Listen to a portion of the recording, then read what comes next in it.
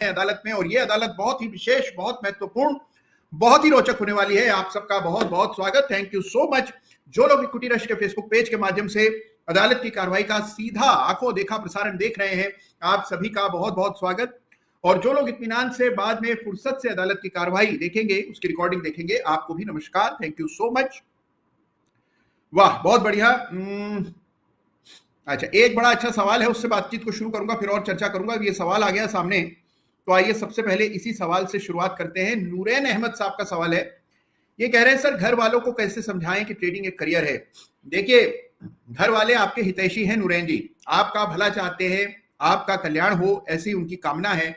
लेकिन उनके मन में शंकाएं हैं कि जो आप काम कर रहे हैं, आप ट्रेडिंग करना चाहते हैं, मान लीजिए ट्रेडिंग को व्यवसाय की तरह करना चाहते हैं, उनको प्रमाण चाहिए, उनको रिजल्ट चाहिए, और रिजल्ट आप ही ला सकते हैं। तो सबसे इंपॉर्टेंट चीज है कि जैसे जैसे आप प्रमाण लाएंगे, आप कितना भी कन्विंस करेंगे, हो सकता है कि आपका दिल रखने के लिए, आपका मनोबल बढ़ाने के लिए वो एक दफे मान भी जाएं, लेकिन वो दिल से तब मानेंगे जब आप उनके सामने साक्ष्य रखेंगे, प्रमाण रखेंगे।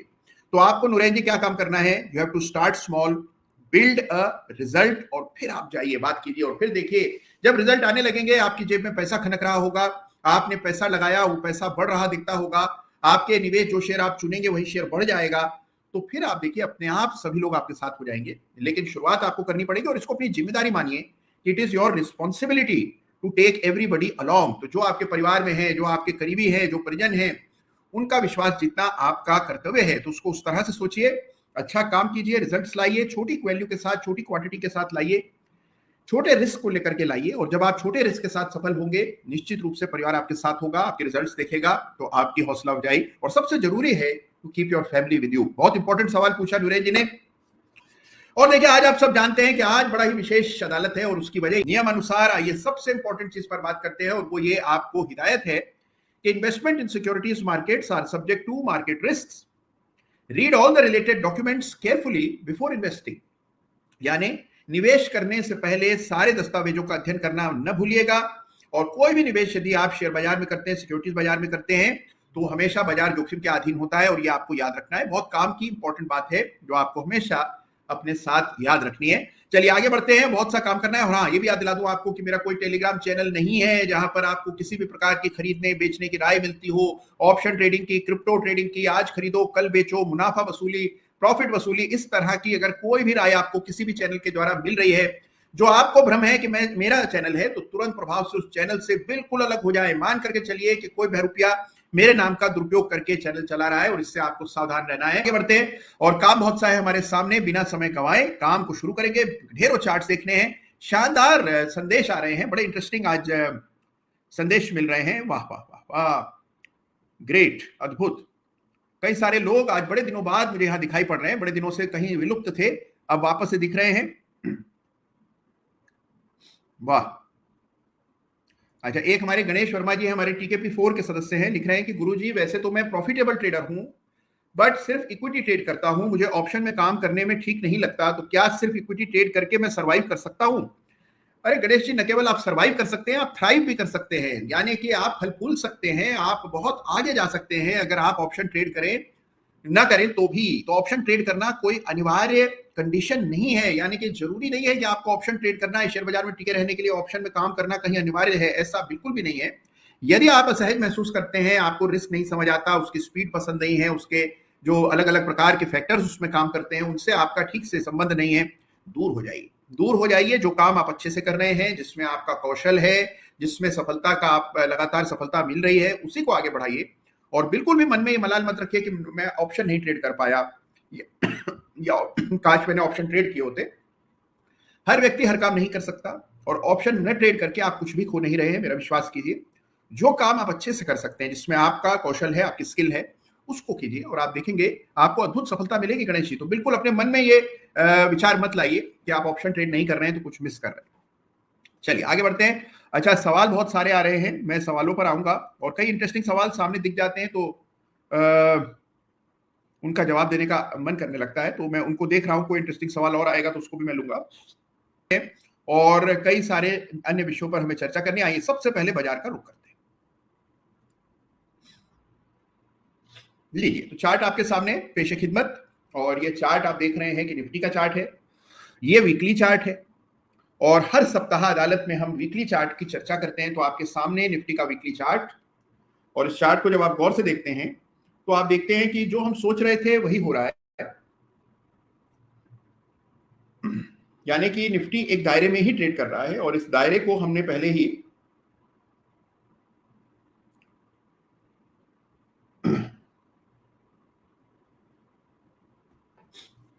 इस दायरे को हमने देखा था और आपने देखा कि किस प्रकार से निफ्टी एक सीमित दायरे में काम कर रहा है। दायरा जो है 22,700 ऊपर है, 21,800 नीचे है। 22,700 से 21,800 के दरमियान हम निफ्टी को ट्रेड होते हुए दिख रहे हैं और कुल मिलाकर के आप देखें तो दायरा बंद ट्रेड है। कोई खास आपको निफ्टी के चार्ट से नई जानकारी मिल रही हो ऐसा नहीं। तो जो स्थिति पिछले सप्ताह थी, जब पिछले सप्ताह बाजार गिरा भी था, विशेष रूप से स्मॉल कैप निफ्टी करेक्ट हो रहा था, उस समय भी मैंने आपसे कहा था कि ये दो लेवल्स हैं जिनको आपको इंपॉर्टेंस देनी है और जब तक निफ्टी इन लेवल्स को होल्ड कर रहा है तो कुल मिलाकर चीजें अंडर कंट्रोल हैं। और ये स्वभाव होता है किसी भी रेंज बाउंड स्टॉक का, इंडेक्स का, कि उसमें बहुत वॉलिटिलिटी और चॉपीनेस देखने को मिलती है, लेकिन उसमें कोई बहुत बड़े उसका अर्थ हो जरूरी नहीं है। तो हम सीमित दायरे का कारोबार देख रहे हैं 21,800 और 22,800 के दरमियान। 1,000 पॉइंट की बैंड है जिसमें निफ्टी कई सप्ताह से ट्रेड कर रहा है और मुझे ऐसी उम्मीद है कि कुछ और समय यहां ट्रेड कर सकता है, कोई बड़ा आश्चर्य नहीं होना चाहिए। तो ये फिलहाल निफ्टी का चार्ट है हमारे सामने। अभी फिलहाल 21,800 से 22,800 के बीच में निफ्टी ट्रेड करता दिख रहा है। चलिए अब आगे बढ़ते हैं और बहुत सा चार्ट हमें देखने हैं, तो आगे बढ़ते हैं और निफ्टी के बाद आइए बात करते हैं बैंक निफ्टी की। ये बैंक निफ्टी, यहां पर भी दायरा, और ये दायरा भी आप देखिए अभी तक अटूट है, इसमें कोई परिवर्तन नहीं है। It is in a band और हम देख रहे हैं हायर बॉटम्स बैंक निफ्टी में बने हुए हैं। वॉलेटिलिटी बढ़ गई है, आप देखेंगे प्रतिदिन बैंक निफ्टी बहुत ऊपर चला जाता है, फिर अचानक से नीचे आ जाता है, नीचे जाता है तो बड़ी तेज रिकवरी होती है। और ये जो वॉलेटिलिटी है ये हम पिछले 3-4 सप्ताह से लगातार बैंक निफ्टी में देख रहे हैं। लेकिन आप देखिए किसी बड़े रिजल्ट से पहले, किसी बड़े न्यूज इवेंट से पहले इस प्रकार की वॉलेटिलिटी अक्सर देखने को मिलती है, तो कोई बहुत बड़ा आश्चर्य नहीं होना चाहिए। लेकिन क्योंकि ये समय ऐसा है, मौसम ऐसा चल रहा है, चुनावी मौसम है, तो यहाँ वॉलेटिलिटी का होना स्वाभाविक है और वही आपको बैंक निफ्टी में साफ दिख रहा है। तो बैंक निफ्टी हम देखें तो 47,000 से लेकर 49,000 के बीच में ट्रेड कर रहा है और यही रेंज है बैंक निफ्टी की और कुछ और समय इसी रेंज में बैंक निफ्टी बिता सकता है। तो वॉलेटिलिटी निफ्टी में दिख रही है, वॉलेटिलिटी बैंक निफ्टी में दिख रही है। आगे बढ़ते हैं और बात करते हैं इंडिया विक्स की। तो ये आपके सामने इंडिया विक्स का चार्ट है और इंडिया विक्स में हम बड़ी गिरावट देख रहे हैं इस सप्ताह, जो कि अच्छा संकेत है। और हमने देखा कि इंडिया विक्स में कुछ हाल आया, उसके बाद धड़ाम से इंडिया विक्स नीचे आ गई और अब इंडिया विक्स वापस अपने नॉर्मल लेवल्स तक आ चुकी है। तो इंडिया विक्स से गिरावट आते हुए दिख रही है। तो ये जो एक बार जब ये ईरान और इजराइल के बीच में संकट पड़ा था, उस समय ऐसा लग रहा था कि इंडिया विक्स तेजी से ऊपर जाएगा और बाजार में अचानक से इनस्टेबिलिटी आएगी, लेकिन ऐसा हुआ नहीं। वापस से इंडिया विक्स का नीचे आने का मतलब ये है कि जो इजराइल और ईरान के बीच का संकट चल रहा था, इसको बाजार अब डिस्काउंट कर चुका है और इससे बाजार बहुत अधिक विचलित नहीं है। ये आपको इंडिया विक्स बता रहा है। तो निफ्टी ठीक चल रहा है, बैंक निफ्टी ठीक चल रहा है, वैसा ही चल रहा है जैसे पिछले सप्ताह था। इनफैक्ट पिछले सप्ताह के मुकाबले थोड़ा बेहतर हुआ है चार्ट निफ्टी का भी, बैंक निफ्टी का भी, इंडिया विक्स का भी। अब आगे बढ़ते हैं और बात करते हैं कि बाजार विदेश के क्या कह रहे हैं। तो आइए नेस्डेक के चार्ट को देखें, जहां बड़ा उठापटक चल रही थी। पिछले सप्ताह भीषण गिरावट आई, इस सप्ताह हमने देखा उसी अनुपात में उछाल या रिबाउंड आते हुए नजर आया। तो ये रिबाउंड आपको दिखा इस सप्ताह कितना बड़ा बैंक नेस्डेक, लगभग 4.25%, बहुत बड़ी तेजी आई, बड़ी गिरावट आई थी और फिर बड़ी बढ़त आई और इसके चलते हम देख रहे हैं कि बहुत उछल कूद यूएस मार्केट्स में आती हुई दिख रही है। तो ये नेस्डेक का चार्ट है, कोई खास परिवर्तन नहीं है। बड़ी बात यह है कि हायर बॉटम्स बिल्कुल यहां पर निरंतर बन रहे हैं। यानी कि देखिए ये बॉटम बना था दिसंबर 2022 में, उसके बाद ये बॉटम, फिर ये वाला बॉटम पिछले साल अक्टूबर का, ये बॉटम देखिए जनवरी इस साल का, और ये अभी जो बॉटम लगा है 15,000 के आसपास, ये बॉटम जो अभी हाल में इसी महीने लगा। अब आप देखिए ये सारे बॉटम हायर है। इसका मतलब नेस्डेक के ट्रेंड पर किसी प्रकार का कोई असर नहीं पड़ा है। नेस्डेक में निरंतर अप ट्रेंड कायम है। तो up trend continues on Nasdaq, which is a good sign. आइए देखते हैं कि डाउ जोन्स पर क्या हो रहा है। तो ये आपके सामने चार्ट फॉर डाउ जोन्स, और डाउ जोन्स में हम देख रहे हैं कि करेक्शन आया और करेक्शन के बाद स्टेबलाइजेशन आते हुए नजर आ रहा है। तो स्टेबिलिटी है और ये अच्छी बात है कि स्थिरता लौट आई है। मेजर लेवल के आसपास 38,000 के आसपास सपोर्ट है डाउ जोन्स का और उन्हीं लेवल्स को होल्ड कर रहा है डाउ जोन्स। तो यहां पर भी स्थिति ठीक ठाक है, कोई खास चिंता का विषय नहीं है। तो निफ्टी स्ट्रांग है, बैंक निफ्टी स्ट्रांग है, ग्लोबल मार्केट से संकेत अच्छे हैं। अब आइए गोल्ड सिल्वर को देख लें, जहां पर बेलगाम तेजी चल रही है। तो ये गोल्ड का चार्ट आपके सामने, एमसीएक्स गोल्ड को देखेंगे, ये आपके सामने बड़ी जबरदस्त तेजी लगातार हम बात कर रहे हैं कई सप्ताह से।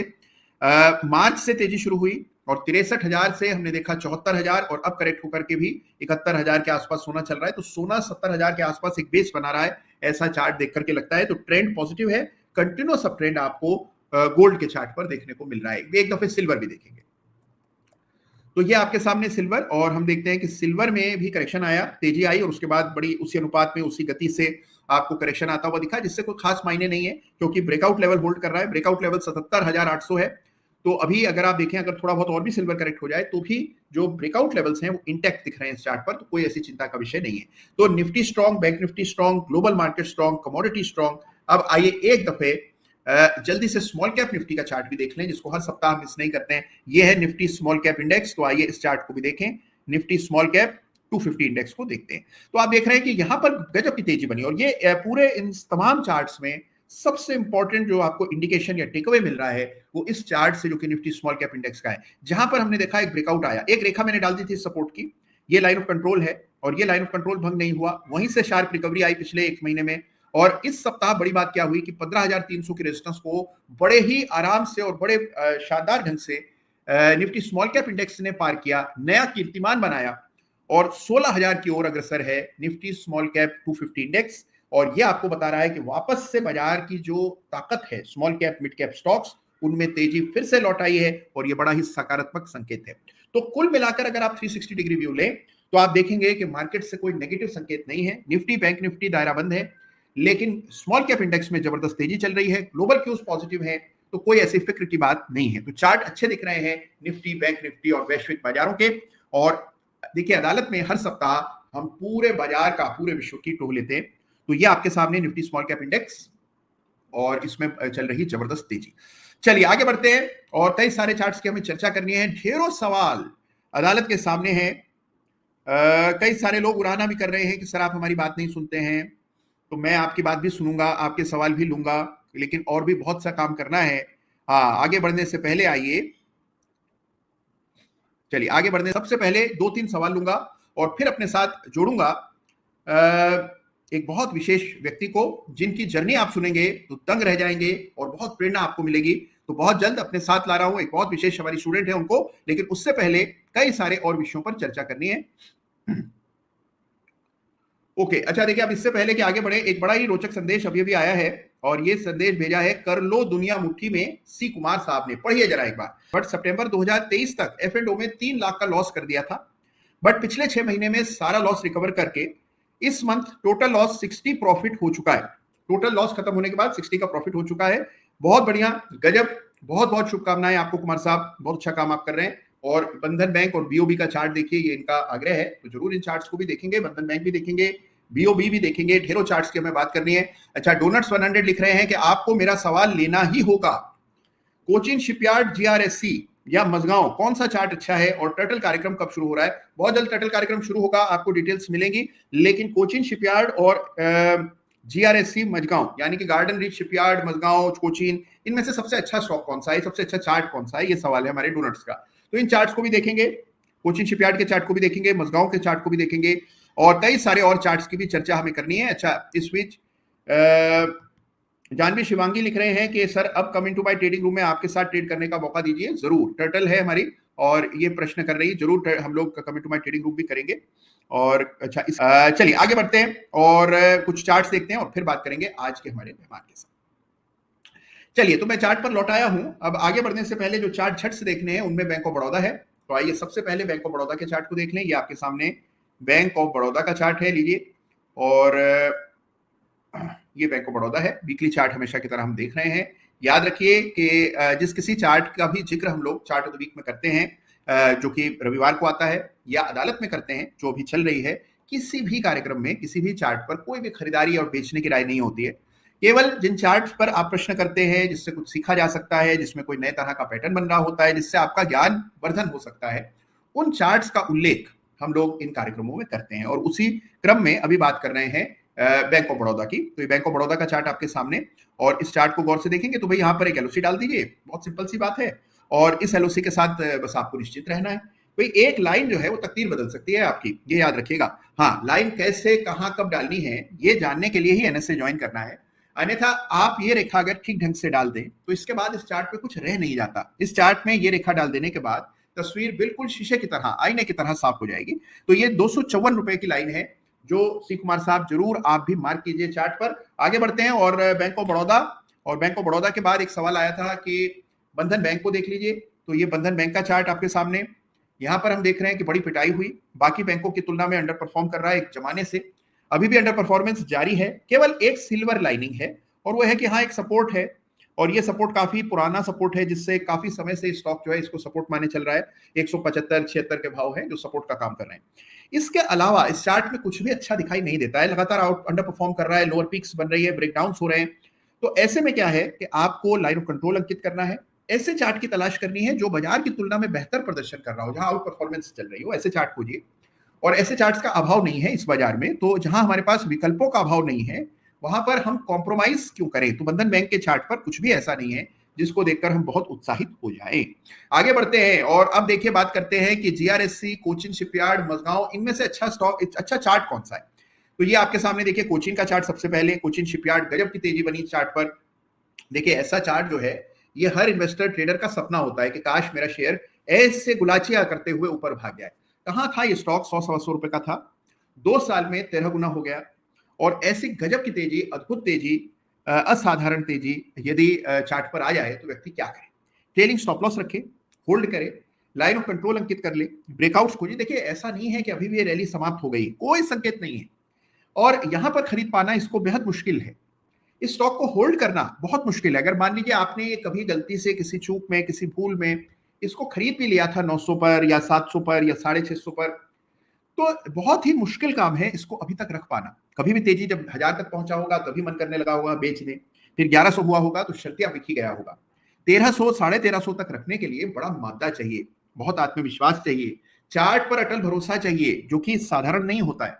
तो कोचिन शिपयार्ड में हमने देखा 1350 के भाव हो गए, लगातार स्टॉक अप ट्रेंड में है। यही हाल बाकी तमाम चार्ट्स का भी है। गार्डन रीच शिपबिल्डर में भी हम बड़ी तेजी देख चुके हैं, आइए उस चार्ट को भी एक बार देख लेते हैं। ये है GRSC, garden reach ship builders आपके सामने, इसमें भी वही तेजी, कमोवेश आप देखें वैसा ही चार्ट है, लेकिन मुकाबले में देखें तो वो ज्यादा तेजी से भागा है कोचिन शिपयार्ड। ये मुकाबले में रुक रुक कर रेंज का ब्रेकआउट देकर के चला है, जिसमें इनफैक्ट इसी वीक ब्रेकआउट आता हुआ नजर आ रहा है। तो गार्डन रीच का चार्ट और कोचिन में कंपैरिजन करें तो कोचिन का ज्यादा मजबूत है और ज्यादा तेजी से इसमें बढ़त आई है।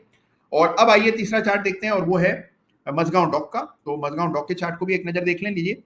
तो ये मजगांव डॉक, और मजगांव डॉक में भी हम देख रहे हैं कि बड़ी अच्छी तेजी बनी थी, सबसे तेज इनफैक्ट यही भागा। उसके बाद हम देख रहे हैं कि यहाँ पर कंसोलिडेशन का ब्रेकआउट इस सप्ताह आता हुआ देखा। तो कुल मिलाकर के देखें तो तीनों चार्ट मजबूत हैं। सबसे अग्रणी है कोचिन शिपयार्ड जो सबसे तेजी से भाग रहा है, उसके बाद मजगांव का चार्ट है, और फिर गार्डन रीच का चार्ट है। तो इस ये गति के अनुसार जिस गति से बढ़त आई है उसके हिसाब से देखें और ट्रेंड के स्ट्रेंथ के हिसाब से देखें तो आपको ये दिखाई पड़ेगा। तो हमने 3 चार्ट्स देखे, Mazagon dock, garden reach ship builders और साथ में कोचिन शिपयार्ड, जहां पर अद्भुत तेजी देखने को मिल रही है। इसमें देखिए अद्भुत तेजी से सवाल आ रहे हैं हमारे पास, ढेरों सवाल जमा हो गए। बीबी साहब का सवाल है कि डॉक्टर लाल पैथ लैब 2300 रुपए, क्या इसमें 2700 का भाव मुमकिन है। 2300 रुपए का भाव था जब इन्होंने बाय किया था। रवि गुजर साहब पूछ रहे हैं कि LIC टाटा स्टील देखिए, ठीक है ये भी देखते हैं, और लाल पैथलैब का चार्ट भी देखेंगे। फटाफट इन दोनों चार्ट्स को निपटाते हैं। अच्छा, इस बीच एक सवाल बड़ा अच्छा इंटरेस्टिंग ऑब्जर्वेशन हमारे लक्ष्मी नारायण चंद्राकर जी ने भेजा है, तो आइए इनका सबसे आपके सामने रख दूं। भाई थोड़ी प्रशंसा इनकी कर दीजिए, थोड़ा आप सब भी इनका मनोबल बढ़ा दीजिए, साधारण काम नहीं करके आए। और लिख रहे हैं कि सर मेरे पास कोचिन शिपयार्ड 700 से है और HAL 1200 के लेवल से है, दोनों को होल्ड कर रहा हूं, NSA 9 का सेनानी हूं। लक्ष्मी नारायण जी साधुवाद आपको, आप यहाँ साक्षात मेरे सामने नहीं है, अन्यथा निश्चित रूप से आपको आज भेंट में एक पुस्तक पे अवश्य देता, ये किताब आपको भेंट करता। बहुत गजब का काम आपने किया है, साधारण बात नहीं है। कहना सुनना अलग बात है, करके दिखाना बहुत बड़ी बात है। किसी भी व्यक्ति के पास कोचिन शिपयार्ड और HAL होता, दाम बढ़ रहे होते, आपसे रहा ही नहीं जाता, कोई ना कोई बहाना लगाकर आप निकल ही जाते। लेकिन हमारे लक्ष्मी नारायण जी फुल मोर्चे पर डटे हुए हैं, और आपको हम सबकी ओर से बहुत बहुत congratulations and all the best. Lakshmi ji बहुत अच्छा काम आप कर रहे हैं, आपके नाम में ही लक्ष्मी है, तो ईश्वर करे आपको और सफलता मिले, और आपकी इस सफलता से प्रेरणा बाकी सब लोगों को मिले कि भाई जो शेयर आपके पास अच्छे हैं, ट्रेंड अच्छा है, स्ट्रॉन्ग स्टॉक्स हैं, उनसे जल्दबाजी में निपटने की इतनी छटपटाहट क्यों है आप में। थोड़ा वेट करिए, धैर्य रखिए, जो बढ़ रहा है वही बढ़ता है, उसी में और तेजी देखने को मिलती है। अब देखिए अब कई सारे और लोग आ गए और वो कह रहे हैं सर मेरे पास तो 300 रुपए का है। कपिल सिंह राणा जी कह रहे हैं बहुत बढ़िया बात है, 300 रुपए का है, होल्ड कर रहे हैं, गजब, आपको भी अनेकों शुभकामनाएं। तो जो भी लोग कोचिन शिपयार्ड और इस प्रकार के शेयर होल्ड कर रहे हैं और जिनको जबरदस्त प्रॉफिट आया है और जिन्होंने बड़े साहस का परिचय दिया है, आप सभी को मेरी ओर से अनेकों ढेरों शुभकामनाएं। बड़ी बात है और आप सबसे हम सबको प्रेरणा लेनी चाहिए। चलिए अब आगे बढ़ते हैं और कई सारे और सवाल आ रहे हैं, ढेरों प्रश्न आ रहे हैं। अभी लाल पैथलैब की बात करेंगे, जिस पर एक प्रश्न और अभी अभी मैंने पढ़ा। प्रश्न हरभजन सिंह साहब का है और उनका प्रश्न क्या है कि लाल पैथलैब पर inverse head and shoulder pattern क्या दिखाई दे रहा है। यह है सवाल। यही एक मंच है जहां पर इस प्रकार के मन की शंकाओं का निवारण हो सकता है और कोई आपको ये मंच नहीं मिलेगा जहां पर इस प्रकार के सवालों के जवाब आपको विश्वसनीय तौर पर मिल जाएंगे। इस बीच हमारे एक और सेनानी हैं गजब का, और वो वास्तव में भी सेनानी है, मिथिलेश राय साहब, जो लिख रहे हैं कि सर मैंने सेल कर दिया एट 1364 रुपए। यानी कि देखिए पूरी रैली ली उन्होंने, 1364 पर बेचा। आपको भी साधुवाद, अनेकों शुभकामनाएं मिथिलेश जी, गजब का काम हमारे सेनानी कर रहे हैं। और शिवम त्रिपाठी जी कह रहे हैं अपार इंडस्ट्रीज का चार्ट देखिए। अपार के चार्ट को हम देखेंगे, लेकिन पहले देखना है हमें लाल पैथलैब का चार्ट, क्योंकि उस पर inverse head and shoulder pattern दिखाई देने के की चर्चा चल रही है, अफवाहें चल रही है कि यहाँ पर inverse head and shoulder pattern बना है। तो देखिए ये तो है सबसे पहले आपके सामने वीकली चार्ट। वीकली चार्ट देखें तो यहाँ कोई inverse head and shoulder pattern नहीं है। यहाँ पर एक शार्प वी रिवर्सल देखने को मिला और उसके बाद रिकवरी आई है। आइए इसका डेली चार्ट देखते हैं। ये डेली चार्ट है और इस पर भी जो पैटर्न बना है इसको हम वी रिवर्सल पैटर्न या एक्सटेंडेड वी रिवर्सल पैटर्न कहते हैं। ये inverse head and shoulder pattern नहीं है। क्यों नहीं है? क्योंकि लेफ्ट शोल्डर नदारद है। लेफ्ट शोल्डर उसी लेवल पर होना चाहिए जिस लेवल पर राइट शोल्डर है।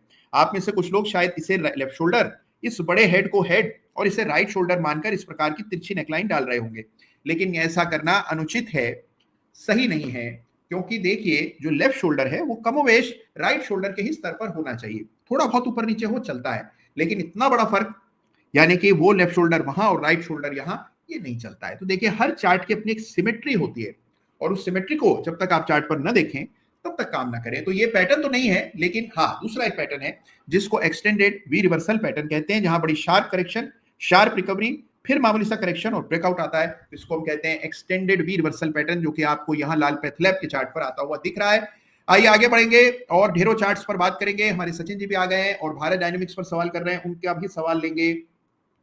ढेरों सवाल है अदालत के सामने। चलिए लाल पैथलैब की हमने बात की। अच्छा एक और, इससे पहले भी एक सवाल आया था लाल पैथलैब पर कि उन्होंने 2300 पर लिया था। उनका सवाल यह है कि क्या 2700 यहां दोबारा लौटेगा।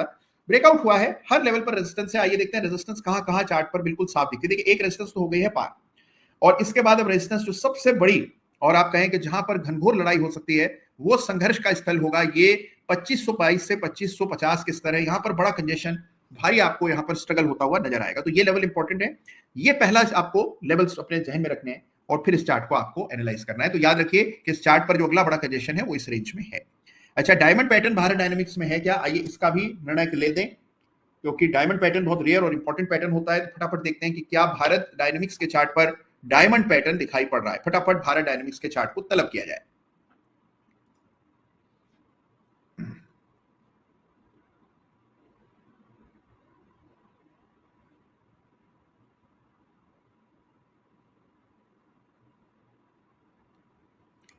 ओके तो ये आपके सामने भारत डायनेमिक्स का चार्ट, और इस पर आप देख रहे हैं कि एक बड़ा ब्रेकआउट हुआ है, शानदार तेजी बनी है। अब सवाल यह है कि क्या इस पर डायमंड पैटर्न बना है। देखिए ये जो डेली चार्ट है इस पर कोई डायमंड पैटर्न नहीं है। ये वीकली चार्ट है, यहां पर भी डायमंड पैटर्न नहीं है, तो इसमें डायमंड पैटर्न नहीं है। अगर आपने डेली चार्ट पर डायमंड पैटर्न इसे मान लिया है, आपको लगता है कि अगर हम यहाँ इस तरह की एक रेखा ऐसे डाल दें, एक रेखा और डाल दें, यानी इस प्रकार का डायमंड आप बना रहे हैं, तो ये डायमंड उचित नहीं है। डायमंड के लिए क्या चाहिए होता है? एक तो डायमंड देखिए साइज में छोटे होते हैं, और जिस प्रकार का साइज होता है, एक पीक होती है, दो पीक्स नहीं होती हैं बीच में एक लेवल पर, तो इसको डायमंड पैटर्न आप नहीं कह सकते हैं। हाँ एक रेंज का ब्रेकआउट अवश्य हुआ है on this chart for Bharat dynamics, तो इसको डायमंड पैटर्न कहना उचित नहीं है। ये सवाल आया था हमारे सचिन जी की ओर से, इसका जवाब मिला। अपार इंडस्ट्रीज का चार्ट देखना है, टाटा स्टील का चार्ट देखना है, LIC का चार्ट देखना है, और फिर बात करनी है जानवी जी से, और जानवी हमारे साथ जुड़ेंगी और उनकी बड़ी ही शानदार यात्रा है उसकी बात करेंगे। लेकिन फटाफट एक चार्ट और ले लेता हूं, और ये चार्ट है अपार इंडस्ट्रीज का। गजब की तेजी इस चार्ट पर हमने देखी है, अपार इंडस्ट्रीज में क्या तेजी बनी, अद्भुत। और एक जमाने में चार्ट ऑफ द वीक का खिताब मिला था इसको। ये डेली चार्ट है और ये वीकली, लाइफ टाइम हाई पर 8,000 रुपए का भाव हो गया। अपार इंडस्ट्रीज को एक दौर में चार्ट ऑफ द वीक का खिताब मिला, और मुझे तो याद भी नहीं पड़ता कि वो कब का समय था, 2022 था। आप में से जितने लोगों को याद है कि अपार इंडस्ट्रीज को कब चार्ट ऑफ द वीक का खिताब मिला था, उस समय भाव क्या था, तो जरूर टिप्पणी में लिखिएगा। आज का भाव है 7600। अद्भुत तेजी इस चार्ट पर आते हुए दिखी, हायर बॉटम्स बनते हुए नजर आए। 7,000 के ऊपर अब ये स्टॉक ट्रेड कर रहा है। तो हायर बॉटम्स बने हुए हैं, अप ट्रेंड में है, बाजार को बड़े पैमाने पर आउट परफॉर्म कर रहा है, लेकिन सवाल ये है कि ट्रेलिंग स्टॉप लॉस कैसे रखा जाए। तो उसके लिए लाइन ऑफ कंट्रोल समय समय पर बनाइए, संशोधित कीजिए और चिंता रहित रहिए। तो ये आपके सामने अपार इंडस्ट्रीज का चार्ट, जिस पर अभी अभी सवाल आया है और बहुत समय से हमारे साथ जुड़ी हुई हैं, वेट कर रही हैं जानवी। तो आइए जानवी से बात करते हैं और आइए उनकी पूरी यात्रा के बारे में जानते हैं। मुझे पूरा यकीन है आप लोग पहले जानवी से मिले हैं, लेकिन अगर नहीं मिले हैं तो आज मिलने का सौभाग्य मिलेगा। तो आइए जानवी से चर्चा करते हैं।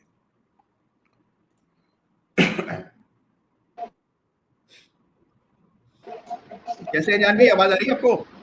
हाँ सर, आ रही है। मेरी आवाज आ रही है सर? बहुत बढ़िया, बहुत साफ आपकी आवाज आ रही है। पीछे थोड़ा बैकग्राउंड नॉइज आ रहा है, पंखे की आवाज आ रही है, लेकिन काम चल जाएगा।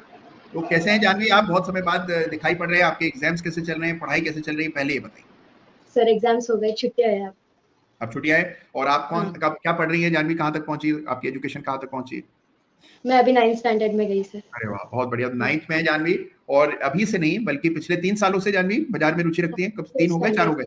5th स्टैंडर्ड से 9th में आ गई हैं। और 5th में जब थी, सोचिए 5th क्लास में जब जानवी थी, तब से शेयर बाजार में इनका इंटरेस्ट है, इनके फादर का भी इंटरेस्ट है और इस वजह से इनकी रुचि बनी और अब सीरियसली, और अब 9th क्लास में आ गए हैं, लेकिन रुचि कम नहीं हुई। देखिए बच्चों के क्या होते हैं कि शौक होते हैं, आज ये चीज पसंद आ रही है, इंटरेस्टिंग लग रही है, 3-4 महीने इंटरेस्ट लिया, फिर कहीं और दिल लग गया, कोई और चीज ज्यादा इंटरेस्टिंग लगने लगी, वो पिछली हॉबी छूट गई। लेकिन जानवी पिछले 4 सालों से या 3 सालों से लगातार बाजार में इंटरेस्ट ले रही हैं और बहुत अच्छा काम कर रही हैं, चार्ट्स देखती हैं। सबसे बड़ी बात यह है कि पिछले कई सालों से प्रतिदिन विदाउट फेल मुझे ईमेल भेजती हैं और जो चार्ट उनको सबसे अच्छे लगते हैं दिन में, उनको मार्क करती हैं, उस पर लेवल्स मार्क करती हैं, जो पैटर्न देखा होता है उसको आइडेंटिफाई करती हैं और उसको हर दिन मुझे ईमेल के जरिए भेजती हैं। तो ये मुझे नहीं लगता कोई भी और कर सकता है, कोई मामूली बात नहीं है। इतनी शिद्दत, इतना इंटरेस्ट रखना साधारण बात नहीं। तो जानवी पहले तो ये बताइए, जो आप ये बाजार वगैरह देखती हैं, इससे कोई पढ़ाई पर कोई इसका नेगेटिव असर पड़ता है, हर्जा होता है? कभी ऐसा होता है कि क्लास में बैठी हैं और मन में चल रहा है, अरे रिलायंस का क्या रेट है, अरे आज उसका रेट क्या हो गया होगा, ऐसा चलता है कभी?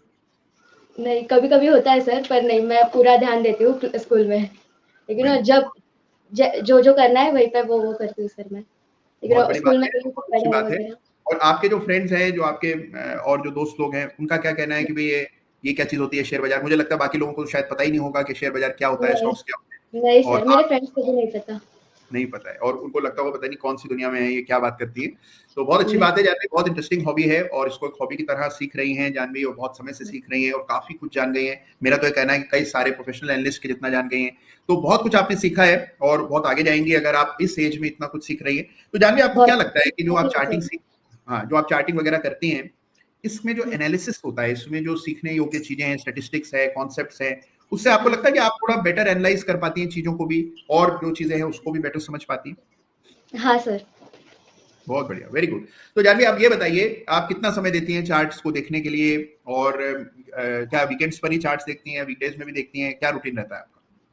सर मैं रोज चार्ट्स देखती हूँ। सुबह मैं उठती हूँ 8 बजे। हाँ, सुबह मैं उठती हूँ 8 बजे, फिर उसके बाद जी बिजनेस देखती हूँ, फिर 9 बजे मैं मार्केट में बैठती हूँ, फिर जो कल एनालिसिस किए थे स्टॉक्स, मतलब आज लेना है क्या उसको, वो देखती हूँ। फिर मेरे पोर्टफोलियो में से जो भी निकालना है, लाइक टारगेट हिट हुआ या फिर स्टॉप लॉस हिट हुआ, तो वो देख के मैं निकालती हूँ।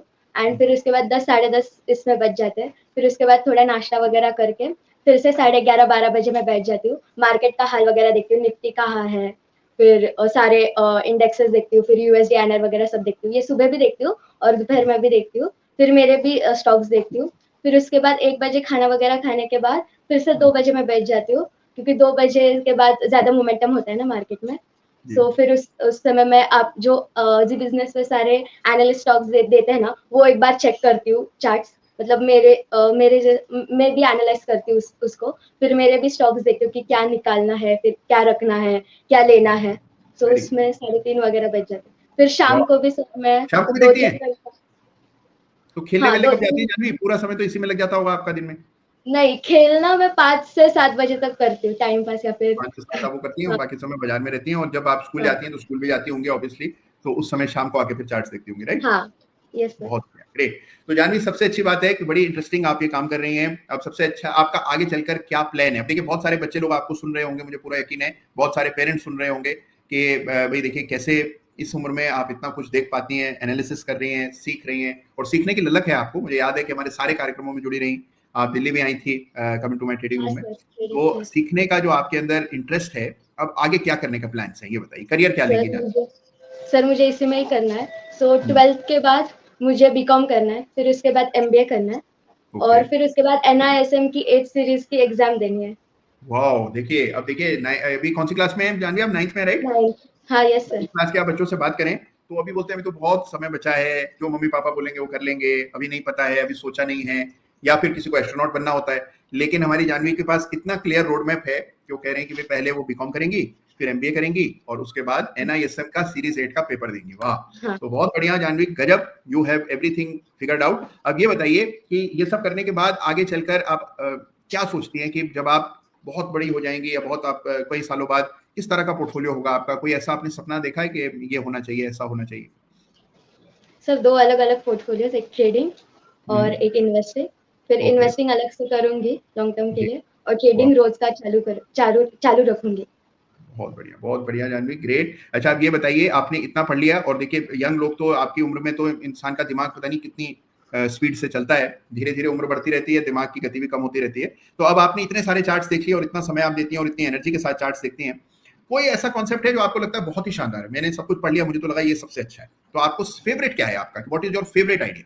सर पैटर्न्स पे पैटर्न जो आपको नीचे नीचे पैटर्न्स बनते, लाइक छोटे छोटे head and shoulders, rounding bottom, वैसा फ्लैट पैटर्न वो नीचे बनता है ना, वो ज्यादा इफेक्टिव होता है, मुझे ऐसा लगता है। बहुत अच्छा इंसाइट दिया हमारी जानवी ने, और ये उनके रियल लाइफ प्रैक्टिकल एक्सपीरियंस से निकली हुई चीज है। और इनका एक्सपीरियंस आप देखिए, इनकी उम्र पे मत जाइएगा, इनका एक्सपीरियंस इस बात पर है कि ये प्रतिदिन मुझे चार्ट मेल करती हैं। तो देखिए इतने, अब देखिए हम अपने ऑफिस में भी कई लोगों को बोलते हैं कि भाई जो चार्ट्स अच्छे लगे आप ये स्कैन करो, जो प्रोफेशनल्स हैं उनको भी हम कहते हैं, तो वो भी देखिए कभी भेजते हैं कभी नहीं भेजते हैं, लेकिन जानवी विदाउट फेल भेजती हैं, and this is her passion, this is her interest. And और बहुत बहुत शुभकामनाएं जानवी आपको, और विशेष धन्यवाद और बहुत बहुत शुभकामनाएं आपके पेरेंट्स को जिन्होंने आपको मोटिवेट किया, आपको इंकरेज किया, रोका नहीं कि ये मत करो, तुम्हारे लिए नहीं है, अभी तुम छोटी हो, बड़ी होगे तब सोचना, तो ऐसा नहीं बोला, ये बहुत बड़ी बात। बोलिए, कुछ कहना चाह रही थी? और मेरे पास 2-3 चार्ट्स है अभी। हाँ, चार्ट्स की तो चर्चा आप करती रहती हैं, चार्ट्स आपके पास हमेशा रहेंगे, तो हम चार्ट्स की चर्चा करते रहेंगे। लेकिन इंपॉर्टेंट चीज जानवी आपको आज अदालत में लाने की और आपसे बात करने की है कि बहुत सारे लोग हैं जो अपने बच्चों को रोकते हैं कि भाई ये मत करो तुम, ये तुम्हारे लिए नहीं। जैसे एक सज्जन मुझे मिले थे, वो कहते सर शेयर बाजार की बातें अभी हम बच्चे से इसलिए नहीं करते हैं कि अगर बच्चे से बात करेंगे तो वो अपनी पढ़ाई देगा, लेकिन हमारे सामने साक्षात जानवी है जो पढ़ाई में भी बहुत अच्छा कर रही है। एक बार उन्होंने मुझे अपने रिजल्ट्स भी शेयर किए थे। तो क्या मार्क्स वार्क्स ठीक आ रहे हैं जानवी? हाँ सर, अभी रिजल्ट्स आना बाकी है इस साल के, पर पिछली बार अच्छे थे। हाँ सर। हाँ। तो बहुत अच्छी बात है, तो जानवी पास भी होंगी और मुमकिन है अव्वल भी अपनी क्लास में आए और शेयर बाजार में भी अव्वल आएंगी। तो आपको ढेरों आशीष हम सबकी ओर से, और मुझे लगता है जितने भी लोग जुड़े हुए हैं भाई, जानवी के लिए तो सबको आशीष भेजना ही पड़ेगा। तो जो भी लोग सुन रहे हैं, देख रहे हैं, आप सबसे मेरा आग्रह है कि जरूर बिटिया को बहुत सारी शुभकामनाएं दीजिए और बहुत आगे जाए जानवी, ये हम सबकी दुआ है। शुभकामनाएं। बोलिए, कह रही सर आज मेरा बर्थडे है तो मुझे आपसे आशीर्वाद चाहिए। अरे पहले क्यों नहीं बताया आपने जानवी, गजब।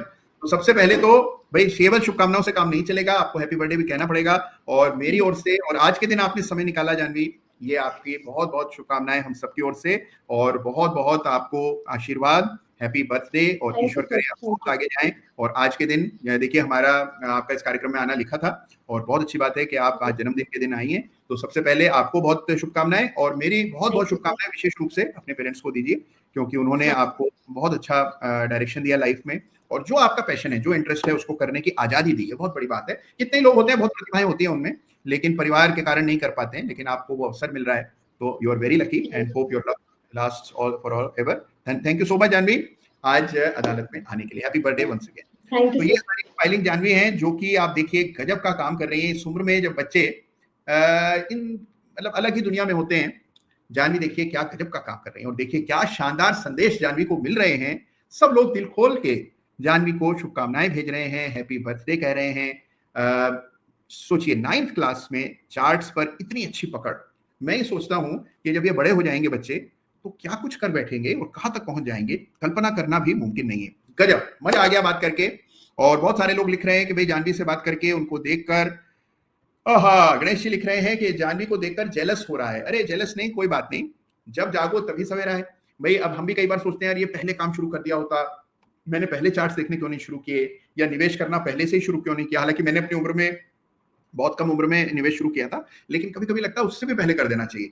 और जानवी देखिए को देखकर हमें लगता है कि शायद हमने देर ही कर दी, लेकिन कोई बात नहीं, जब आप शुरू करें तभी ठीक है। और हाँ, अपने घर में जो आपके यहाँ यंग लोग हैं, जो लोग इसमें इंटरेस्ट ले रहे हैं, उनको रोकिए मत। ये मत बोलिए कि नहीं ये तुम्हारे लिए नहीं है, या अभी पूरी जिंदगी बची है ये सब करने के लिए।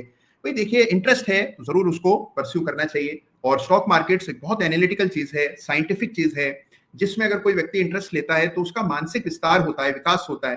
देखिए, जो लोग शेयर बाजार में इंटरेस्ट लेते हैं उन्हें पूरी इकोनॉमी की जानकारी होनी पड़ती है, वो लगातार न्यूज फॉलो करते हैं, ज्यादा इंफॉर्मेशन सेवी होते हैं, टेक्नोलॉजी को अपनाना जरूरी होता है, तो टेक्नोलॉजी के साथ आपकी अच्छी पैठ हो जाती है। उसके बाद आपका माइंड एनालिटिकल हो जाता है, आपको समझ आता है कि इस फैक्टर का ये वेटेज है, ये इंपॉर्टेंट है, नहीं है। तो बहुत सारी चीजें हैं जो कि आप बाजार के जरिए सीखते हैं। पैसा कमाना न कमाना वो तो एक बात की बात है, लेकिन उसके अलावा आपका एक विजन, साइकोलॉजी आपकी बेहतर हो जाती है, आप ज्यादा स्ट्रांग हो जाते हैं, मेंटली टफ हो जाते हैं, आपको संघर्ष करना आ जाता है, आपको गिरकर संभलना आ जाता है। तो बहुत सारी चीजें आप सीखते हैं अगर आप शेयर बाजार में इंटरेस्ट लेते हैं। तो किसी को रोकिए मत, ये बस मेरी अपील है आप सबसे। मजा आ गया जानवी से बात करके हम सभी को। चलिए आगे बढ़ते हैं, बहुत सा काम है, कई सारे चार्ट भी अदालत के सामने लंबित हैं, कुछ चार्ट और निपटा दूं और उसके बाद फिर से बहुत इंपॉर्टेंट चीज आपको बतानी है, लेकिन उससे पहले आइए चार्ट देख लेते हैं। तो ये चार्ट था अपार इंडस्ट्रीज का, और अपार के बाद आइए बेड़ा पार करते हैं एक और चार्ट का, और ये चार्ट है टाटा स्टील का, जिस पर अभी अभी एक प्रश्न आया है।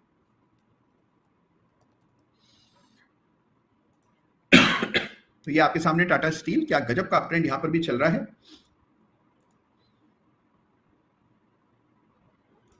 ये आपके सामने टाटा स्टील का चार्ट है, और हम देख रहे हैं कि लगातार अपट्रेंड, हायर बॉटम्स, तेजी का रुख बना हुआ है।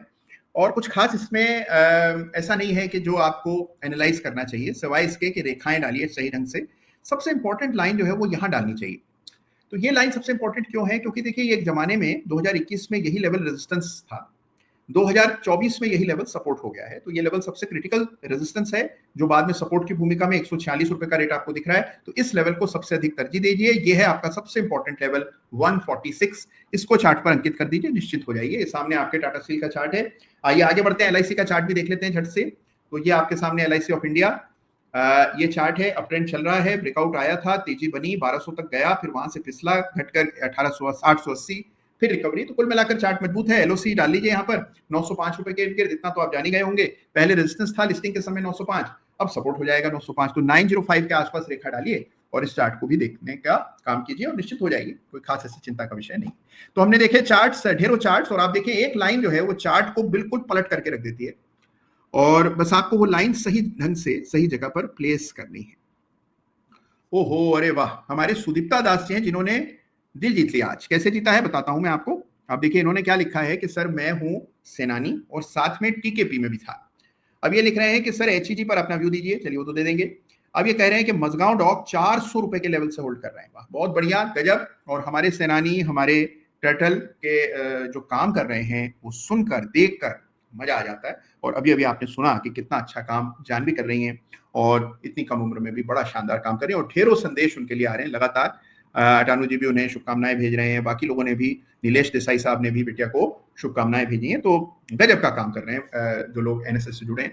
और वाह, बहुत बढ़िया, ग्रेट। अच्छा, अब देखिए,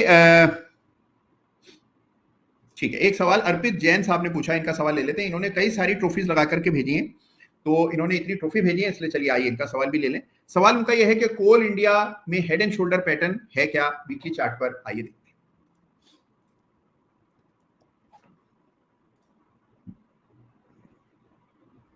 तो यह है कोल इंडिया वीकली, और इस पर हेड एंड शोल्डर है क्या, इसको देखने के लिए आइए लाइन चार्ट में तब्दील कर दें। देखिए, हेड एंड शोल्डर तो नहीं है। अगर आप इसे इनवर्स हेड एंड शोल्डर को हेड एंड शोल्डर कह रहे हैं, यानी कि लेफ्ट शोल्डर, ये हेड, ये राइट शोल्डर, ऐसा inverse head and shoulder pattern देखा आपने, तो गलत नहीं देखा। लेकिन इस पैटर्न की उतनी खास भूमिका नहीं है। उसकी वजह क्या है कि हेड एंड शोल्डर इनवर्स जो पैटर्न है, ये इंपॉर्टेंट होता है जब स्टॉक में पहले डाउन ट्रेंड रहा हो। यहां तो आप देख रहे हैं कि अप ट्रेंड में ये पैटर्न बना है, तो इतना कोई खास इसका प्रभाव नहीं होगा। लेकिन हाँ, आपने पैटर्न ठीक खोजा, इसे ही inverse head and shoulder pattern कहते हैं। तो उस लिहाज से ठीक है, लेकिन उतना इंपॉर्टेंट नहीं है जितना कि आप समझ रहे हैं। तो ये कोल इंडिया का inverse head and shoulder pattern, जिस पर सवाल आया अर्पित जैन जी का, तुरंत जवाब मिला अदालत में। ढेरों सवाल अदालत के सामने लंबित हैं, कई इंटरेस्टिंग सवाल आ रहे हैं। अच्छा, एक सवाल हमारे गोविंद गोयल साहब ने पूछा है। सवाल उनका यह है कि इंट्राडे स्ट्रेटजी बता दो, स्टॉक और कैसे ट्रेड करें। ढेरों वीडियो इस पर हम लोगों ने चैनल पर डाले हुए हैं। गोयल साहब, कभी फुर्सत में हो तो थोड़ा चैनल को टटोलिएगा और उसमें एक प्लेलिस्ट भी बनाई गई है। तो अगर आप खोजेंगे तो आपको अनेकों ऐसे वीडियोस मिलेंगे जिससे आपको स्ट्रेटेजी बनाने में मदद मिलेगी। और स्ट्रेटेजी बनाना एक कंटिन्यूस प्रोसेस है, और आपका इस आग्रह पर बहुत जल्द इस पर एक विस्तार से एक नया वीडियो भी मैं लेकर के आने वाला हूं। तो गोविंद जी बिल्कुल चिंता मत कीजिए, जो आपका सवाल है उसका उत्तर चैनल के कंटेंट में ऑलरेडी है। ओके, अब इस पर एक सवाल आ रहा है, ठीक है, एक सवाल किया है हमारे गौरव जी ने, और वो ये कह रहे हैं कि गुरुजी डीमार्ट पर मुकदमा दाग दीजिए। ठीक है, डीमार्ट का चार्ट देखते हैं। अब यहाँ पर देखिए डिस्क्लेमर याद रखिए कि डीमार्ट में मेरा निजी निवेश है बरसों से, और हो सकता है बरसों तक रहे। ये डीमार्ट का चार्ट है, ये आपके सामने स्क्रीन है। आप देख रहे हैं कि भाई एक सिमेट्रिकल ट्रायंगल पैटर्न बना था, ब्रेकआउट हुआ, उसके बाद स्टॉक ऊपर जाकर वापस नीचे आ गया। देखिए बाकी सब ठीक है, ट्रेंड अच्छा है। ये एलओसी मैंने पहले मार्क की हुई है। अब एलओसी की महिमा देखिए, ये लाइन जो है 3260 की पहले रेजिस्टेंस थी, ये 2 दफे सपोर्ट का काम कर चुकी है, और इस लाइन का अपना ही महत्व है। तो ये 3260 का लेवल है जो कि ये स्टॉक होल्ड कर रहा है। तो कुल मिलाकर के जब तक ये एलओसी बना हुआ है तब तक देखिए चार्ट ठीक है, लेकिन आप इसकी तुलना बाकी बाजार से करेंगे, निफ्टी की तेजी से करेंगे, इसका तुलना आप निफ्टी स्मॉल कैप इंडेक्स से करते हैं, तो आप देखते हैं कि एक बड़ा अंडर परफॉर्मर रहा है ये। और अंडर परफॉर्मिंग स्टॉक के मुकाबले हमेशा उस स्टॉक पर जाना चाहिए जो आउट परफॉर्मिंग हो, ये चीज हमेशा याद रखनी है। तो ये आपके सामने डीमार्ट के चार्ट का आकलन, जिस पर अभी अभी सवाल किया हमारे गौरव जी ने। और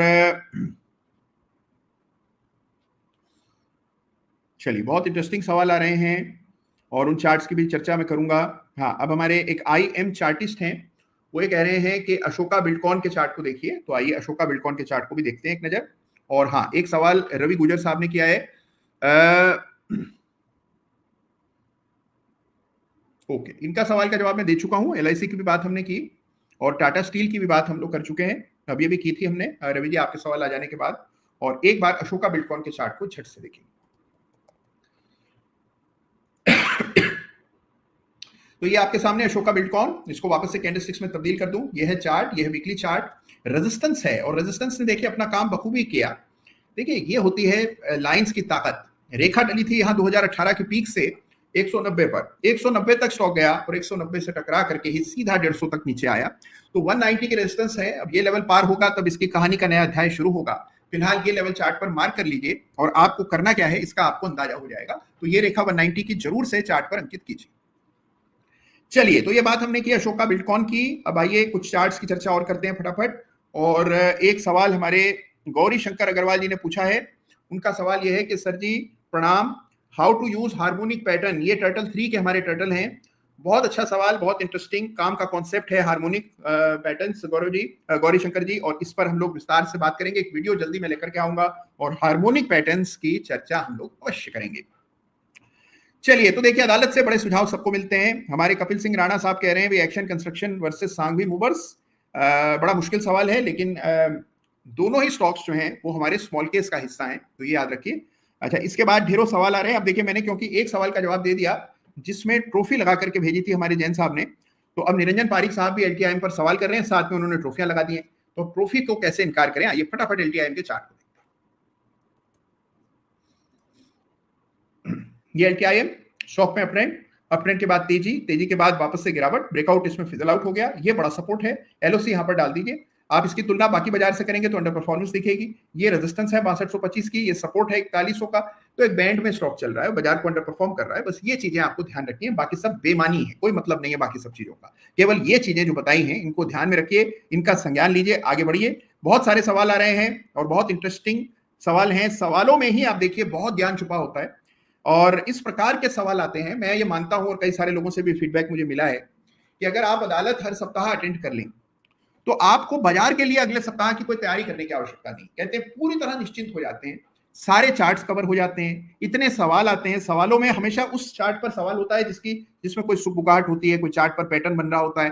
तो हम अदालत बड़ी शिद्दत से इसलिए देखते हैं कि पूरे बाजार की तो आपको केवल 1 घंटे में मिल जाती है और पूरा अगले सप्ताह की तैयारी हो जाती है। इसीलिए लोग अदालत में आते हैं और अदालत मिस नहीं करते हैं। और जो लोग अदालत मिस नहीं करते हैं वो बहुत आगे जाते हैं, बाजार में उनका परचम लहराता है। और हाँ, जो आज अदालत को मिस नहीं किया जिन लोगों ने, उन सभी को मेरी ओर से हृदय से धन्यवाद, बहुत बहुत धन्यवाद आप सबका समय देने के लिए और अदालत में हिस्सा लेने के लिए। अब देखिए ये जो ट्रॉफी वाला ट्रेंड है हमारा, ये ट्रेंडिंग हो रहा है। अभी देखिए एक सवाल आया है और ये सवाल किया है अवानी वाडर ने।